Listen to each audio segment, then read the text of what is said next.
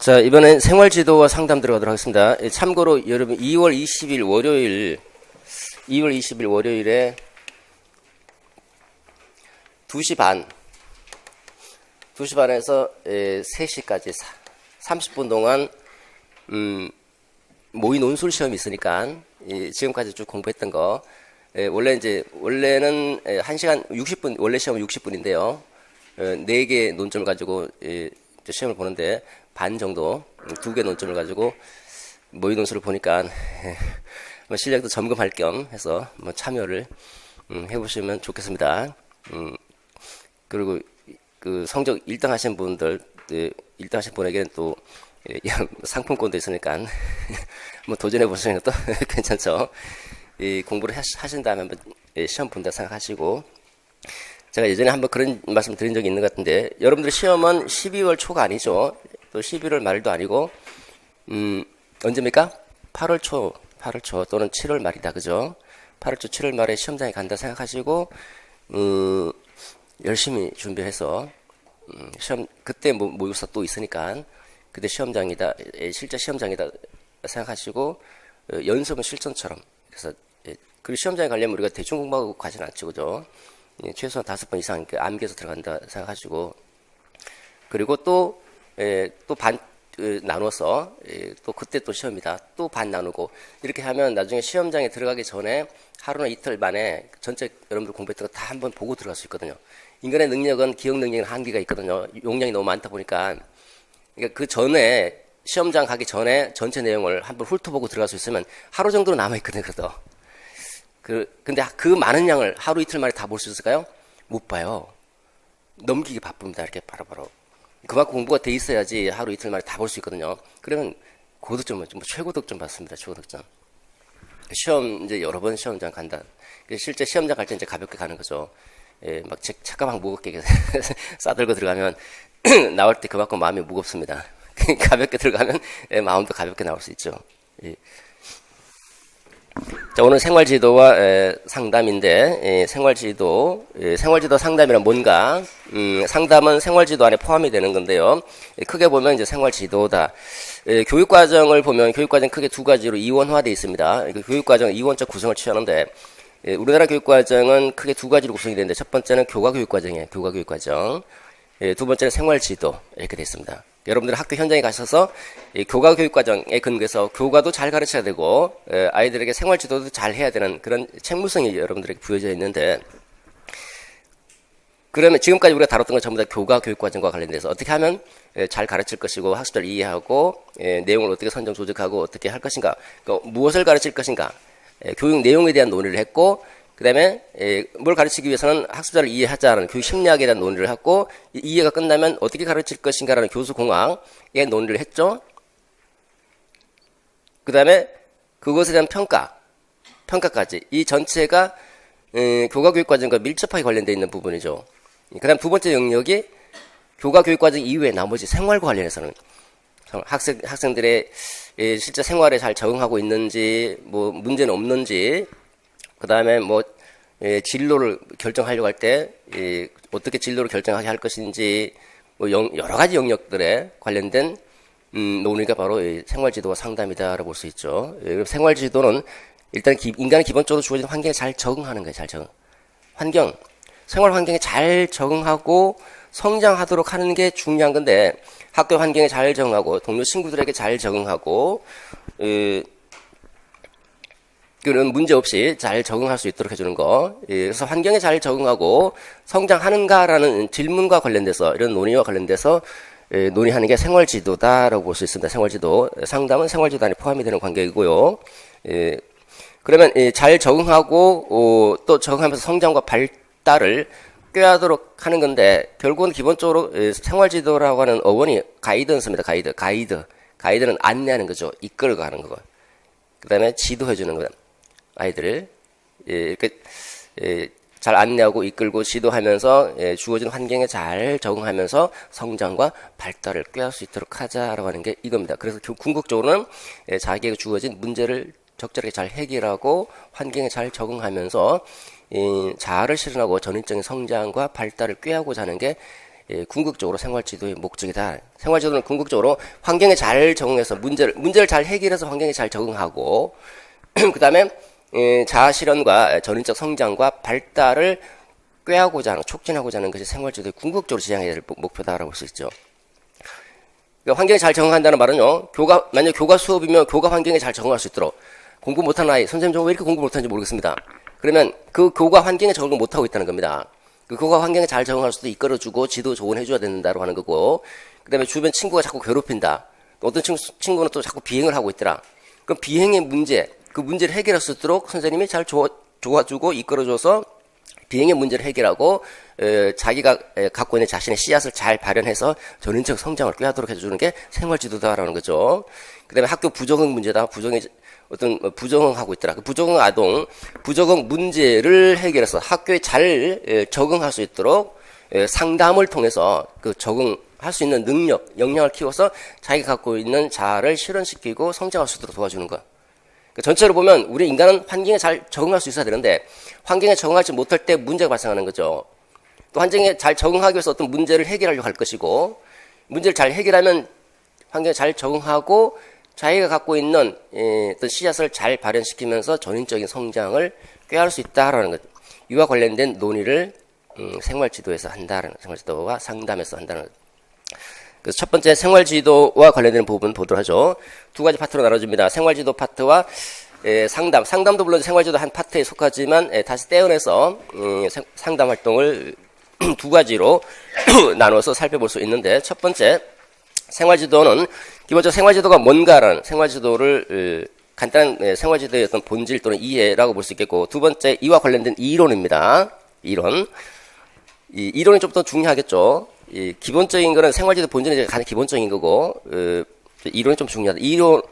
생활지도의 본질 관련해서 기본적으로 생활지도의 어떤 원리에 근거해서 생활지도를 할 것인가, 그 다음 두 번째는 생활지도는 어떤 과정으로 생활지도를 하는지, 생활지도의 원리와 생활지도의 과정을 살펴야 되는데요. 생활지도의 원리는 기본적인 원리와 그 다음 실천하기 위한 실천 원리 두 가지로 크게 나눠볼 수 있습니다. 이건 가장 기본적인 거예요. 가장 기본적인 거는 알아둘 필요는 있는데, 이 나머지 부분에서 이 중요한 게 너무 많기 때문에 상대적으로 좀 이 원리와 실천 원리 중요한 것 중에 하나임에도 불구하고 기본적인 것으로 중요함에도 불구하고 뒤에 중요한 게 더 많기 때문에 출제 비중으로 본다면 상당히 좀 약하다라고 볼 수 있어요. 근데 알고는 넘어가야 된다고 볼 수 있겠죠. 두 번째, 생활지도 할 때 청소년 비행. 얘가 지금 환경에 잘 적응하지 못하고 자꾸 비행을 일으킨다는 거예요. 이 비행을 일으키는 아동 어떻게 지도해야 될 것인가, 어떻게 이끌고 어떻게 지도해야 될 것인가를 이해하기 위해서는 왜 어떤 문제 때문에 비행이 발생하는지를 잘 알아야 되겠죠. 그게 이제 비행 이론과 관련되는 부분이고, 비행의 원인이 어디 있는지, 그래서 왜 비행을 저지르는지, 그 비행의 원인을 적절하게 잘 알고 환경에 잘 적응하면서 문제를 해결하고 환경에 잘 적응할 수 있도록 하자라고 하는 게 비행 이론이고, 내가 앞으로 내 적성이 어디 있고 내 소질이 어디 있는지를 알고 자신의 적성과 소질을 잘 발현해서 거기에 맞는 직업을 선택하도록 하는 거, 이것도 중요한 생활지도 중에 하나입니다. 그게 진로 이론입니다. 자, 먼저 비행 이론은 크게 거시적 관점에서 접근하는 방법이 있고 미시적 관점에서 접근하는 방법이 있습니다. 거시라고 하는 것은 사회 전체 구조, 사회 구조와의 관계 속에서 비행이 발생한다는 게 사회 구조적 관계와 관련된 논의가 거시 이론이고, 그다음에 사회적 관계, 개개인의 사회 인간관계, 이런 사회적 관계와 관련된 비행을 논의하는 게 미시 이론입니다. 사회적 관계 속에서 비행이 발생한다라고 하는 게 미시 이론인데, 거시 이론은 아노미 이론, 비행 하위 문화의 이론, 갈등 이론들이 있는데 별로 안 중요해요. 별로 안 중요합니다. 그렇지만 이제 그러니까 갈등 이론 같은 경우는 크게 중요성이 많이 떨어지고, 아노미 이론이나 비행 하위 문화 이론은 그나마 조금 그래도 봐둬야 될 부분 중에 하나입니다. 근데 중요성으로 보면 조금 떨어진다고 볼 수 있고, 보다 중요한 거는 우리나라 현실에서는 미시 이론이 더 잘 맞아 떨어집니다. 그래서 미시 이론이 중요하다.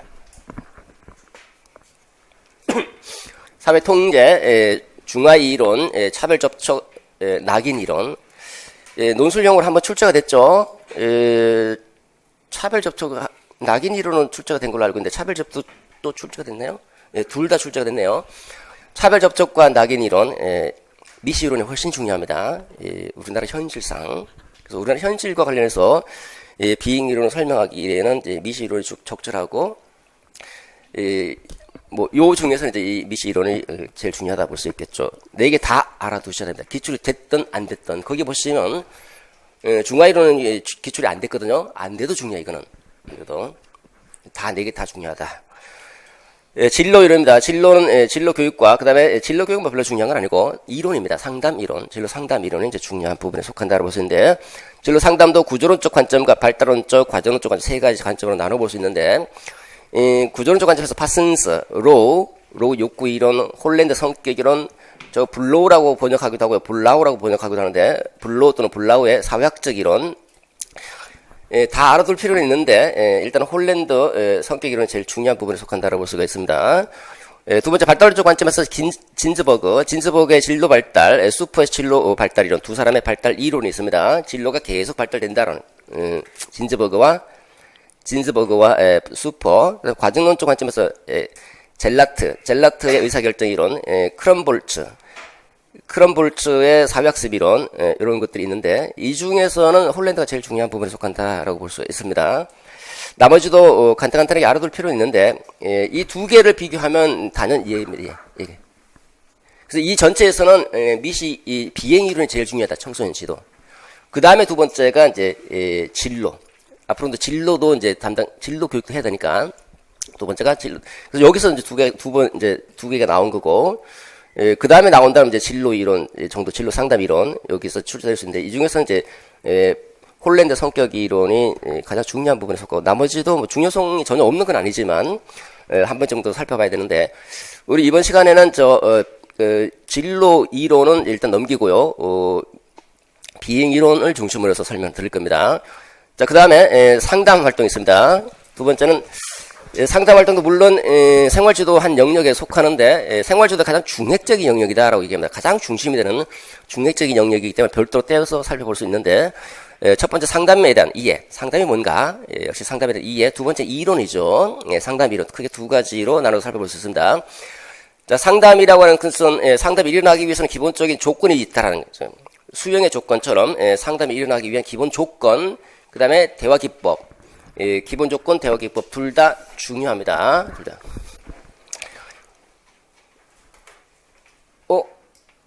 이것도 마찬가지로 사실 중요하죠. 중요해요. 근데 이 뒤에가 더 중요하겠죠. 여기도. 역시 중요합니다. 역시. 실제 가능성이 있다. 근데 얘보다는 얘가 나올 확률이 더 높다. 그 다음에 얘가 나오면 그 다음에 나올 수 있는 게 저거다. 중요성을 비춰본다면 이론이 더 중요하다. 이론이 여기서는 왜냐면 이거는 굉장히 실질적인 거거든. 실질적인 거. 얘는 그 상담을 보는 눈인데, 물론 상담 보는 눈도 중요하잖아요, 그죠? 근데 실제로 선생님이 상담할 수 있는가? 더 실질적인 것이기 때문에 출제 비중을 본다면 이게 더 높다는 거죠.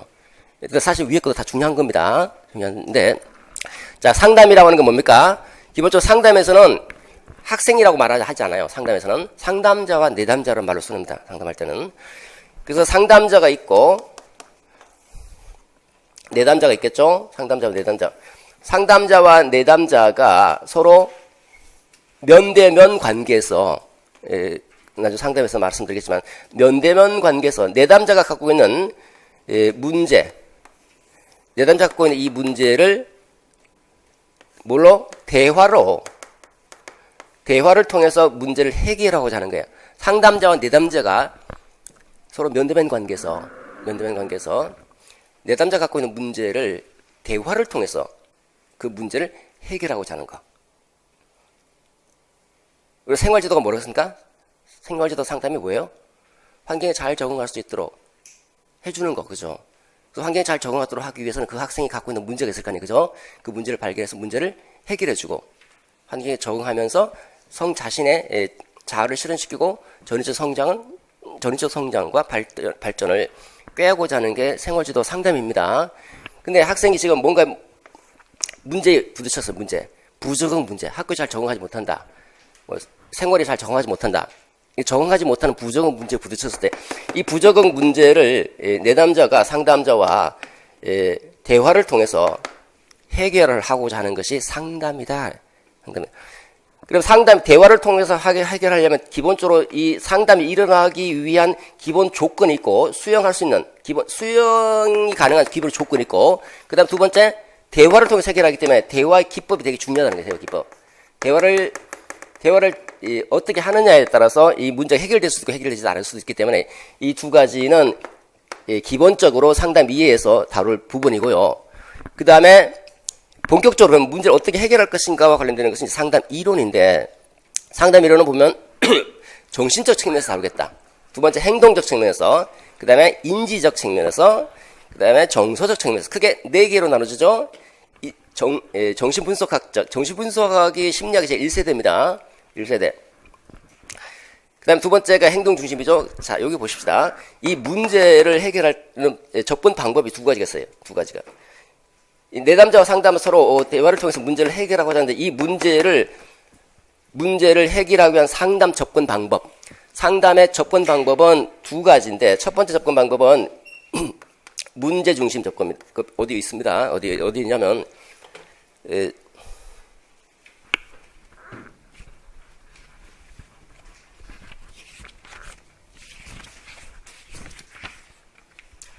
499페이지에 있죠. 문제 중심 접근, 그 다음에 해결 중심 접근이 있습니다. 문제 중심 접근과 해결 중심 접근으로 두 가지 접근 방법이 있는데, 문제 중심 접근은 원인을 밝히겠다는 원인을 도대체 무슨 원인 때문에 부적응하는지 그 원인을 밝혀서 문제를 해결하겠다라는 게 문제 중심 접근이에요. 문제 중심. 네 정신에 지금 문제가 있는 거야. 네 정신을 분석하겠어. 네 생각에 대해서. 정신. 그 다음에 행동 중심. 어떤 행동이 조건화된 행동 때문에 그 문제가 발생하는 것이야. 그래서 그 조건화된 행동을 해소시켜서 문제를 해결하겠다. 그 다음에 인지적. 인지 구조에 문제 있는 거야. 네가 정말 합리적으로 생각하지 못하기 때문에 비합리적인 신념을 갖고 있어서 그 합리적이지 못한 생각 때문에 생각이 정서와 행동에 영향을 줘서 문제가 그런 행동이 나타나는 거야. 라고 해서 그 인지에 대해서 이제 문제를 인지의 문제에 있어서 문제가 발생한다. 그래서 인지적 측면의 원인을 찾고 그 인지적 측면에서 문제 원인을 해결해서 문제를 해결하겠다라는 게 문제 중심이에요. 문제 중심. 그러니까 문제 중심은 뭐다? 원인을 밝힌 원인을. 이거 중요한 거 말이에요. 지금 중요한 말이에요. 원인을 밝힌 원인을.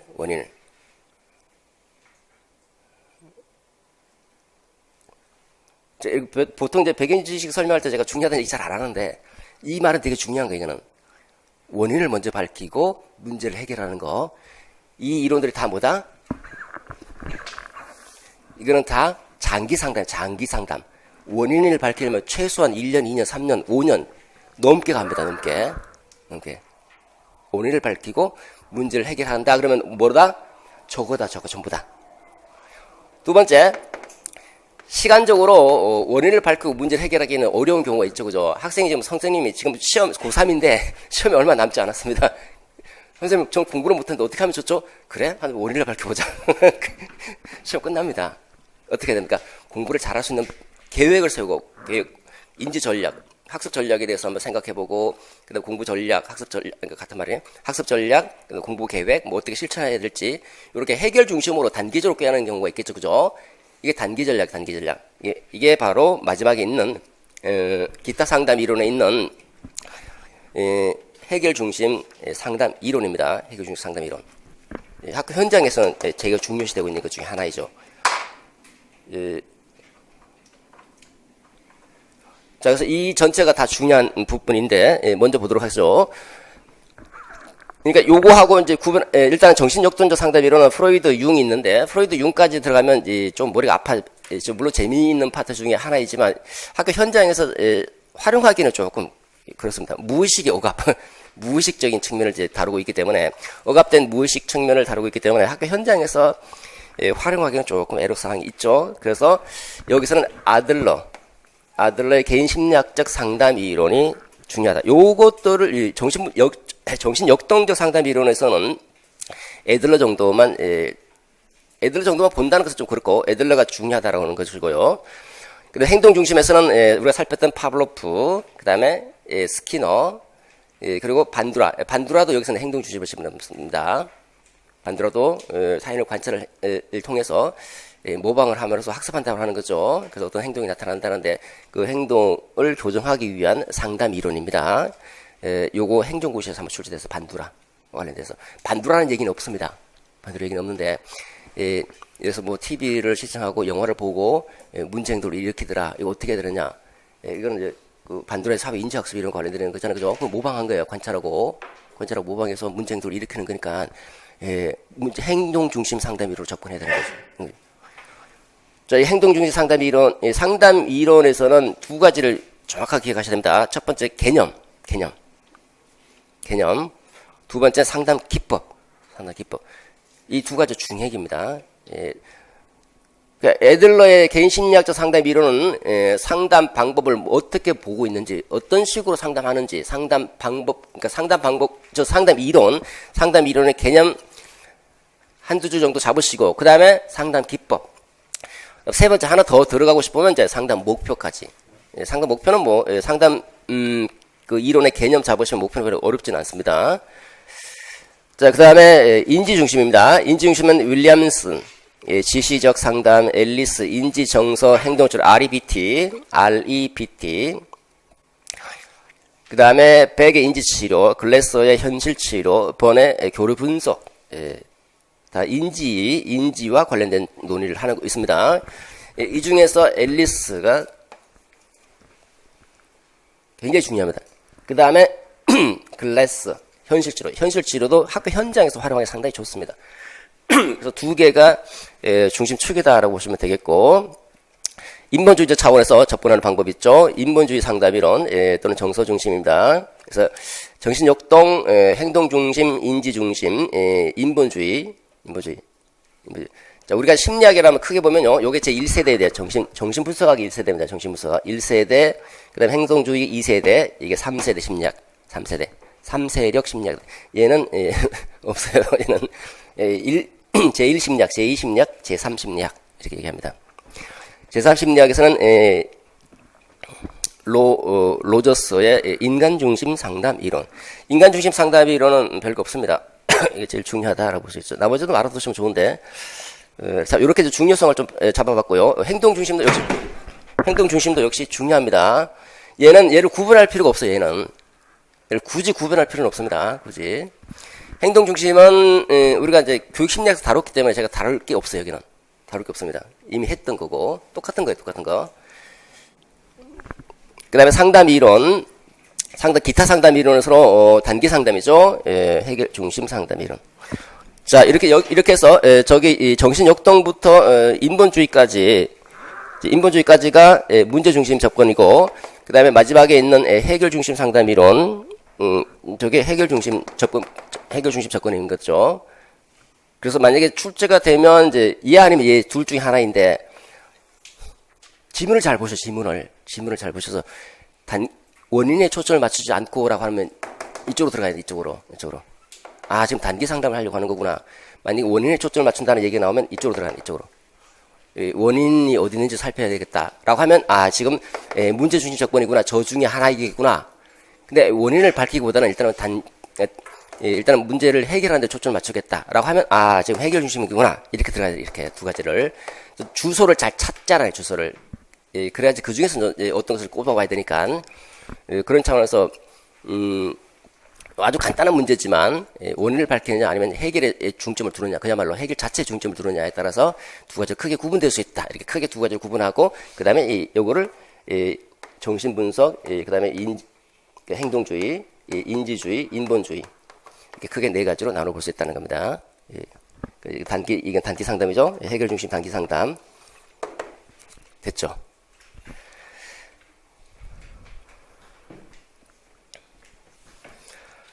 자, 이렇게 이제 생활지도와 상담이 이제 끝나게 됩니다. 조금 쉬었다 가죠.